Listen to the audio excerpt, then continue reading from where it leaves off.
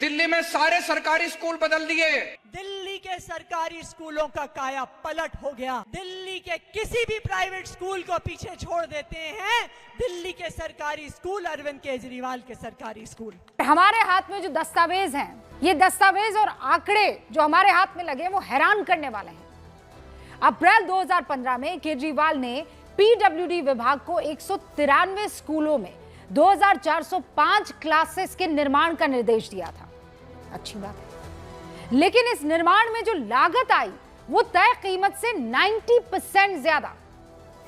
और सोर्सेज हमें यह बता रहे हैं कि केंद्रीय सतर्कता आयोग की रिपोर्ट में यह बात सामने आ गई है कि शौचालयों को क्लासरूम के नाम पर गिना गया, एक एक टॉयलेट को क्लासरूम बना दिया गया।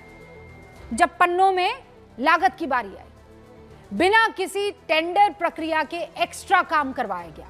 160 शौचालयों की जगह 1214 शौचालय बनाए गए, जबकि क्लासरूम का निर्माण तय आंकड़ों से कम हुआ। सूत्र यह भी बता रहे हैं कि इस रिपोर्ट को आम आदमी पार्टी की सरकार 2.5 साल तक अपने पास रखे रही, सामने आने नहीं दिया। दिल्ली के सरकारी स्कूल, ध्यान से सुनिएगा, दिल्ली के सरकारी स्कूल छात्र शिक्षक रेशियो में देश में सबसे पीछे हैं। देश भर के प्राइमरी सरकारी स्कूलों में एवरेज 28 छात्रों पर एक टीचर है ना? लेकिन दिल्ली के स्कूलों में 40 स्टूडेंट पर एक टीचर है। क्लास 6 से 12th तक का हाल बुरा है। 6 से 8 जिसे अपर प्राइमरी कहते हैं, इन क्लासेस में देश भर के सरकारी स्कूलों में औसतन 24 स्टूडेंट्स यानी 24 छात्रों पर एक टीचर है, जबकि दिल्ली में 39 छात्रों पर एक टीचर है।